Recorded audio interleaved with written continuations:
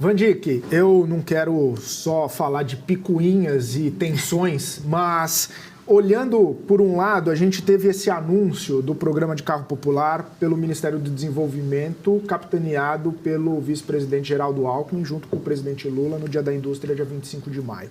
Por outro lado, a gente teve a equipe econômica do ministro Fernando Haddad falando: olha, não é bem assim, não vai dar para fazer desse jeito, a gente vai revisar o plano, a gente vai olhar para esse plano para ver a viabilidade dele e, pelo que parece, não vai ser exatamente do jeito que o Ministério da Indústria e do Desenvolvimento pensou, né? Ou pelo menos desenhou. Vai ser uma coisa diferente e isso está trazendo, inclusive, impacto nas vendas e talvez um olhar ruim por parte das montadoras e da Anfávia.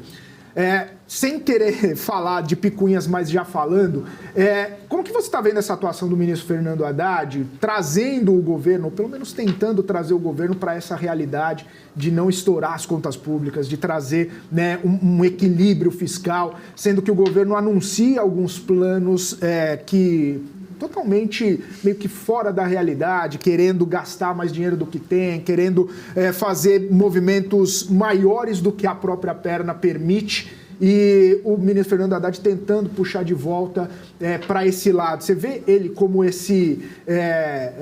um censor ali do governo para que não haja estripulias? Felipe, Haddad tem sido o esteio da economia.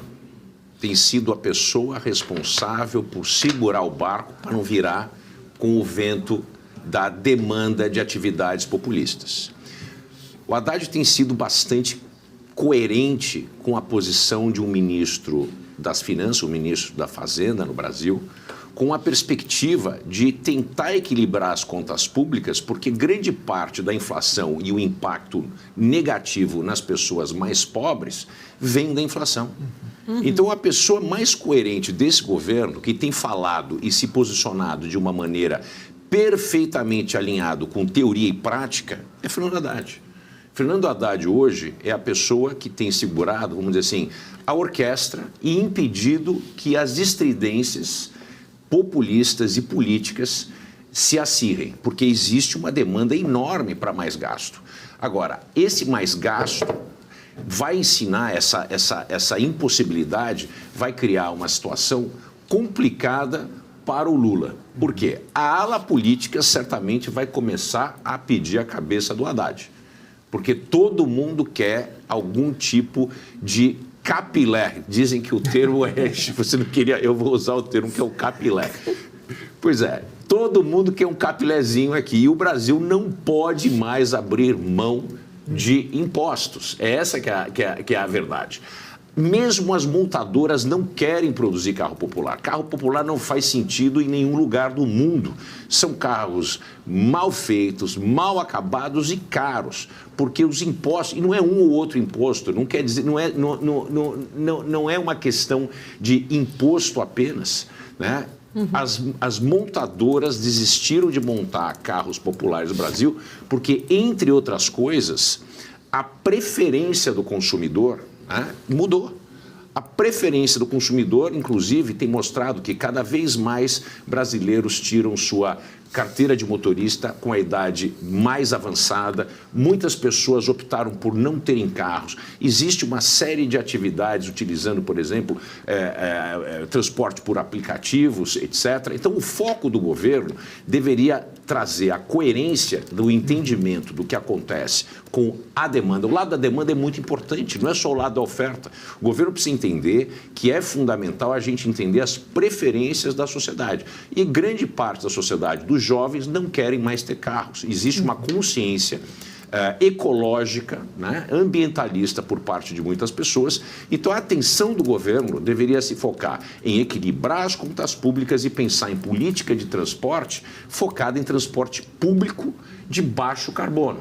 É exatamente isso. Inclusive, quando a gente fala de pobre, né, o pobre ele não pode comprar um carro de 70 mil reais.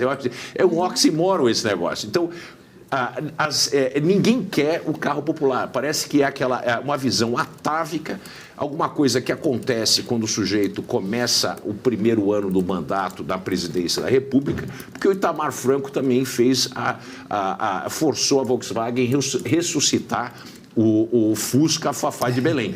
Uhum.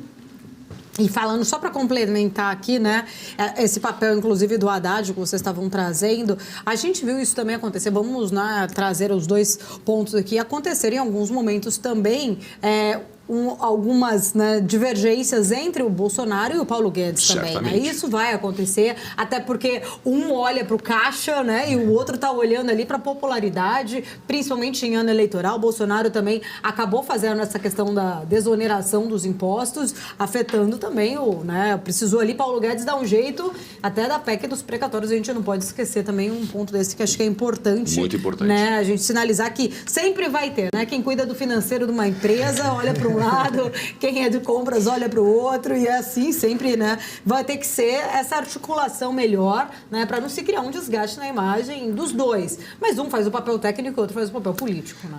Agora, a novidade nisso é que é o Haddad que está fazendo esse papel. Técnico. Essa é a novidade e eu acho que ela é muito bem-vinda. Está surpreso? Eu estou extremamente surpreso. Eu estou positivamente surpreso e agradeço ao ministro Fernando Haddad pela coerência, objetividade e entendimento da economia.